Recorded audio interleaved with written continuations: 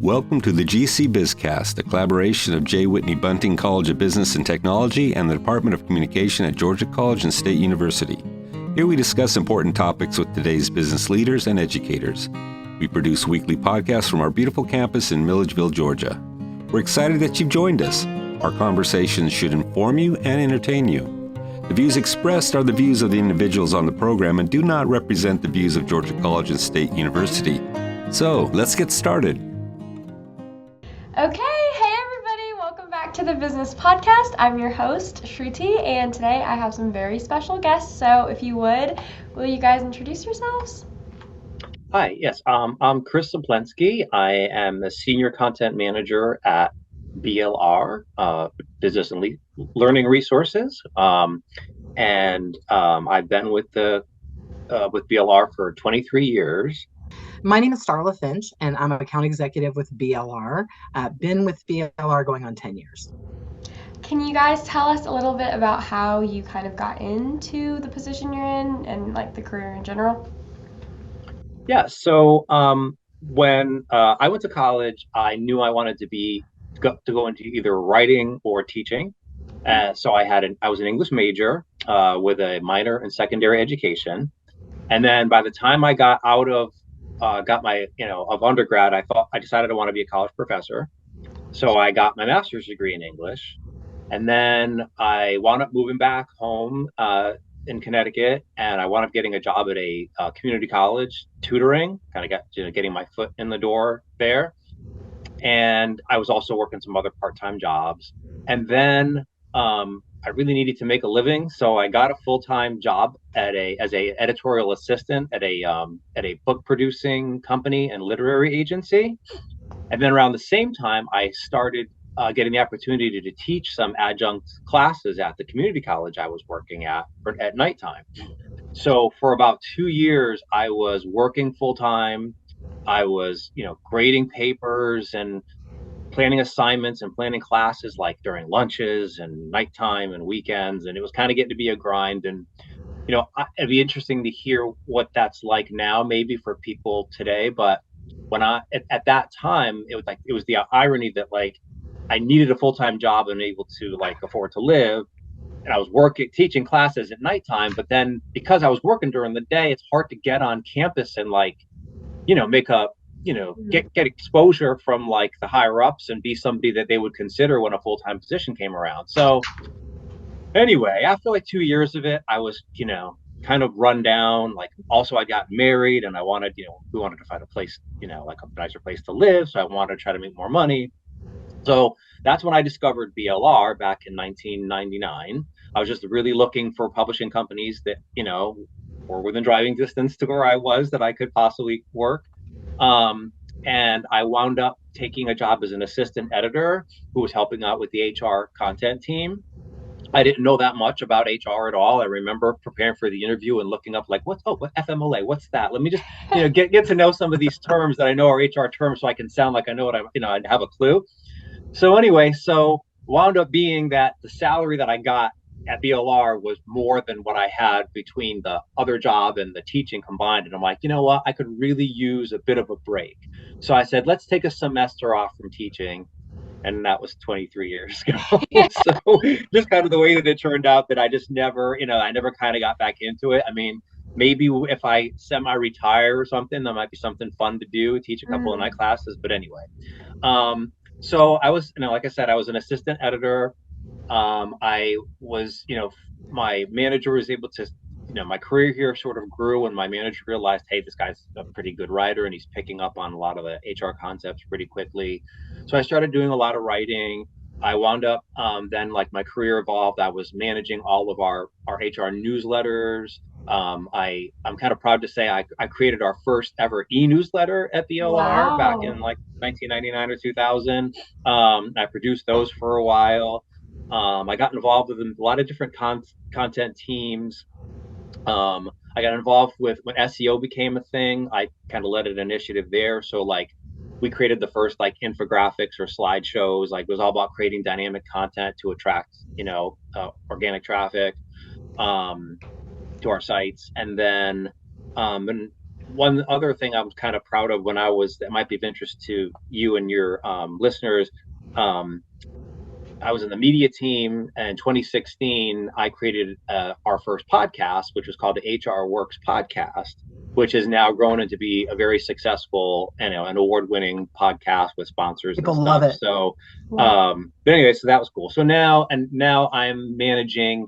I'm a senior content manager, managing two teams. One is a team of HR subject matter experts, and the other is a team of environmental health and safety subject matter experts. So I'll be talking a little bit more about those later on.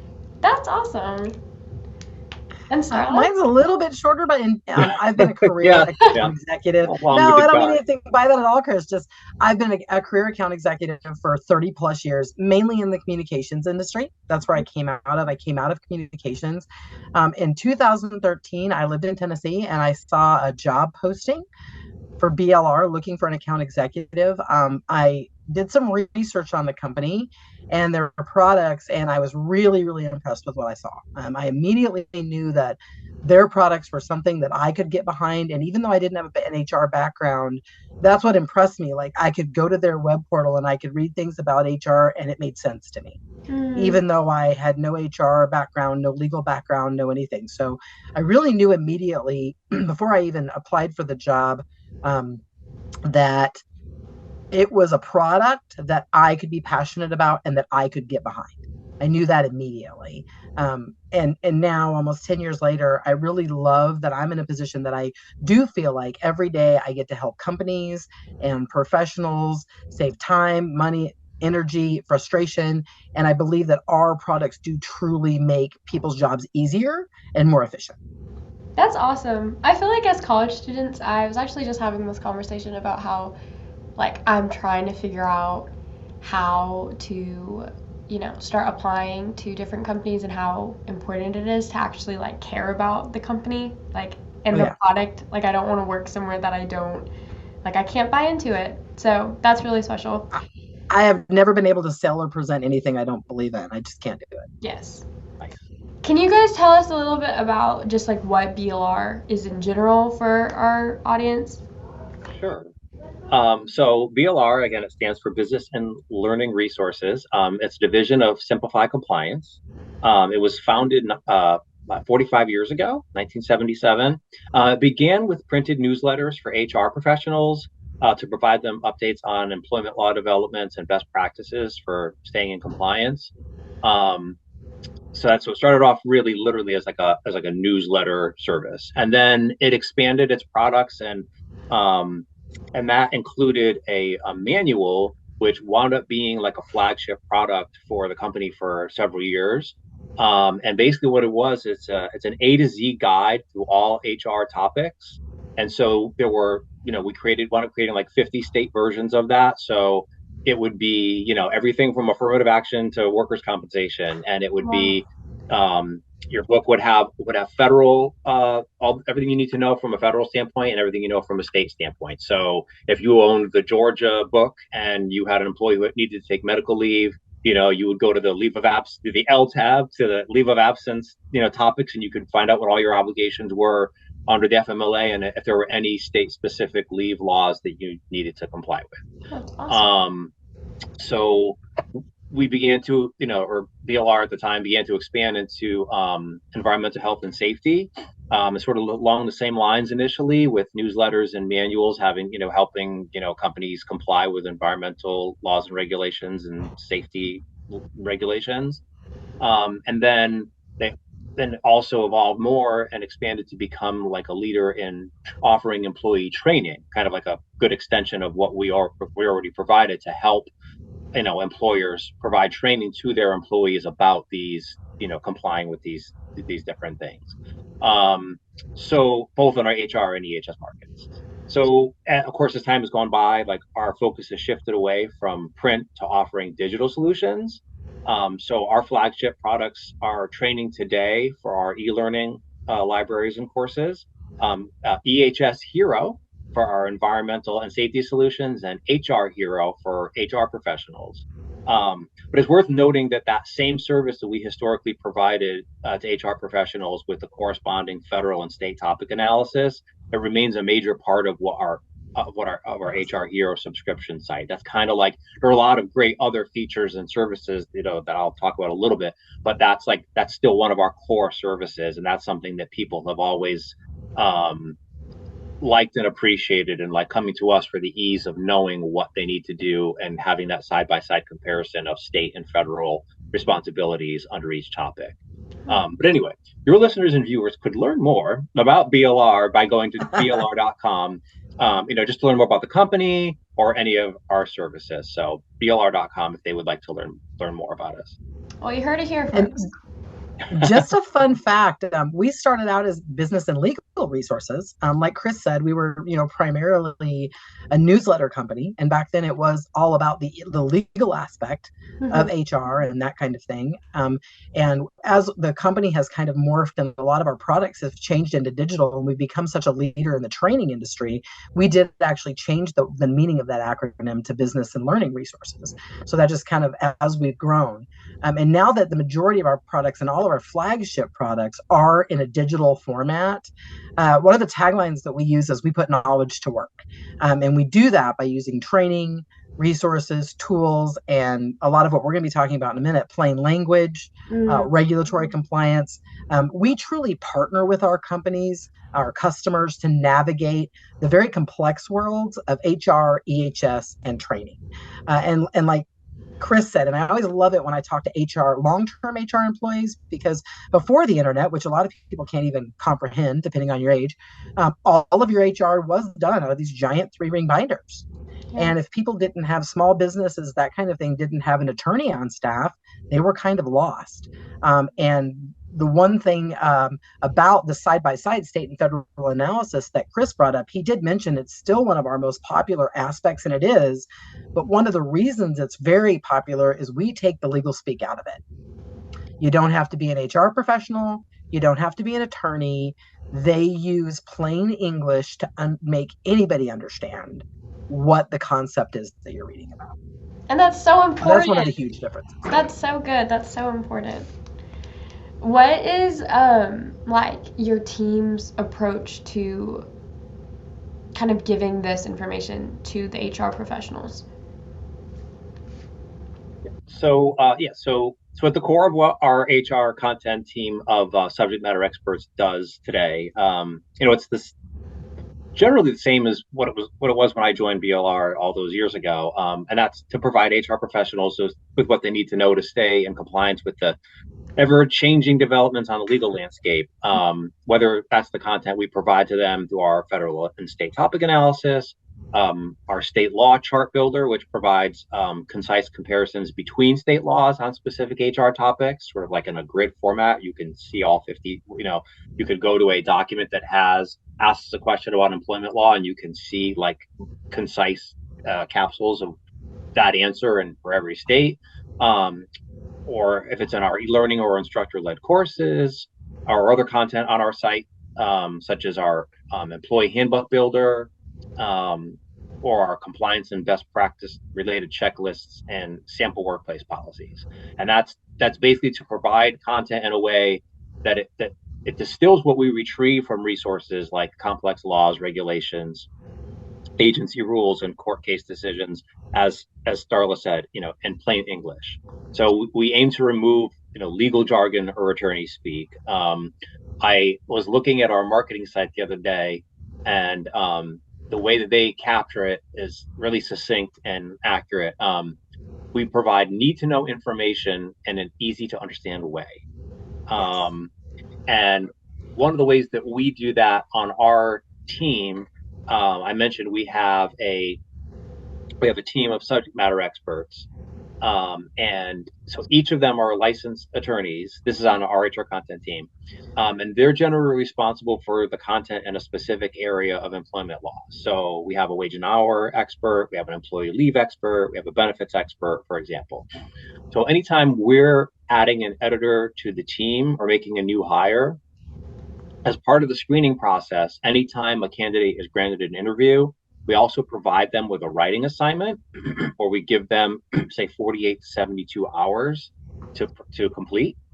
And so this kind of ties in with one of the services that we provide. So HR Hero provides, we answer questions from our subscribers. So as a subscriber, you can ask us questions that relate to specific personnel issues or situations that you're facing. And our SMEs are the ones who conduct the research and craft the answers. So for the writing assignment, we take actual customer questions that we've received in the past, and we provide those to our candidates. We also provide them the resources that they'll need to retrieve the information. But we want to make sure that there's multiple places they need to go to provide a cohesive and complete answer. So this way, when they provide us the answers to the questions that we give them, we are not only able to assess their writing abilities, but also how thoroughly they responded. Did they, or not, are they a good writer? Did they cover everything in the question? By going through all the resources that we have, and critically, did they achieve the goal of providing the information in layperson's terms, so that it's clear to the HR professional who asked the question or employer. So that's how we're able to properly vet candidates beyond like impressive interviews or resumes that reflect extensive experience in employment law. And that's our team's approach to ensuring that we continue to provide our subscribers with content across all our services that's detailed and thorough, but easy to understand. Yeah. And how does that go into, sorry, what were you gonna say? No, you're fine. Go ahead, Tree. I was just gonna ask about HR Hero and the customer's perspective of that, how it benefits them.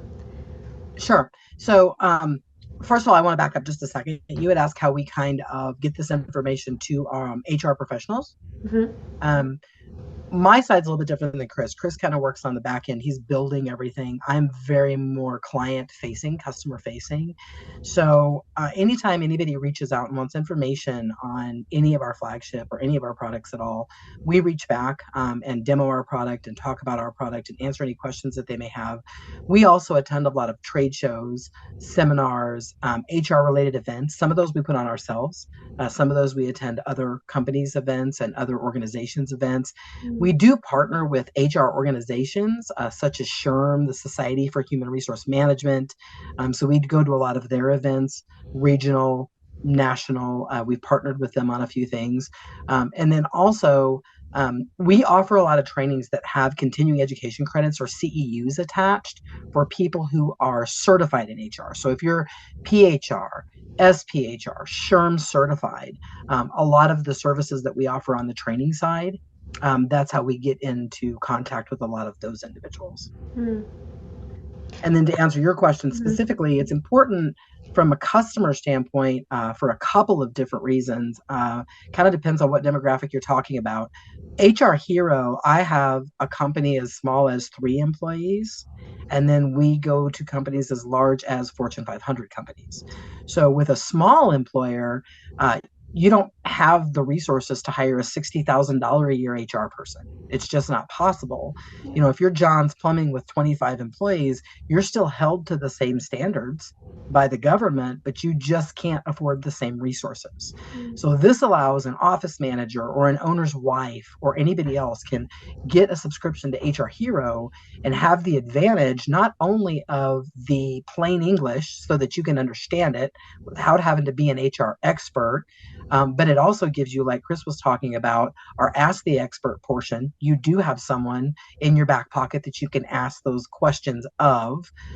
So it helps our customers learn HR also as they put it into place. A lot of our competitors kind of assume that the people using their sites are going to have an HR degree, are going to have a huge background in HR. A lot of these small companies, like I said, it's an office manager wearing a lot of different hats. It's an owner's wife or daughter, that kind of thing. And they need access to the same information that they can understand. And so I always tell people it kind of helps you learn HR at the same time that you are building and putting an HR department in place in your company.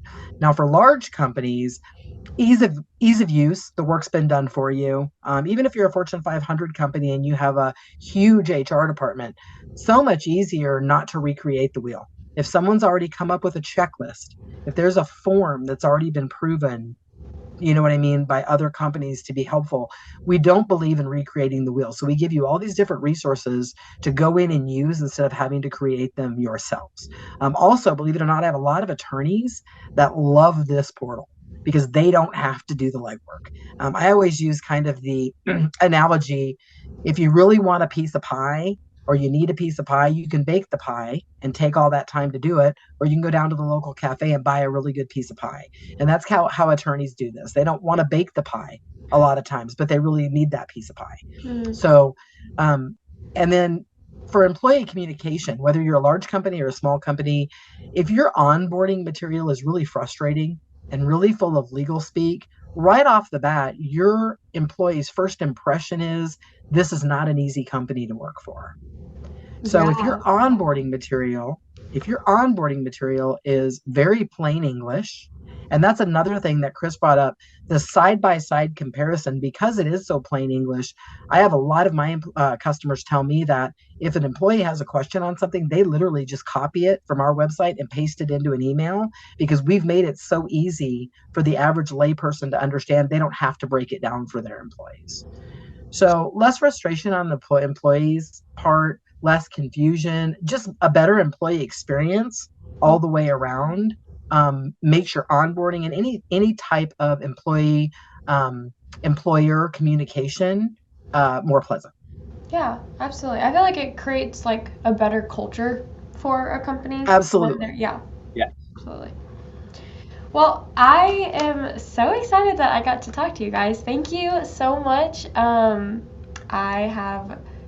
I don't know, I've been so excited to talk about just like all of the stuff that goes along with HR and all of the stuff that happens behind the scenes. So I'm really thankful that we got to speak today. And yeah, I will close us out. And thank you for having us. Thank you so much for having us. We really appreciate it. All right, guys. Well, thank you for listening. I'm Sruti, and we will see you on next week's episode.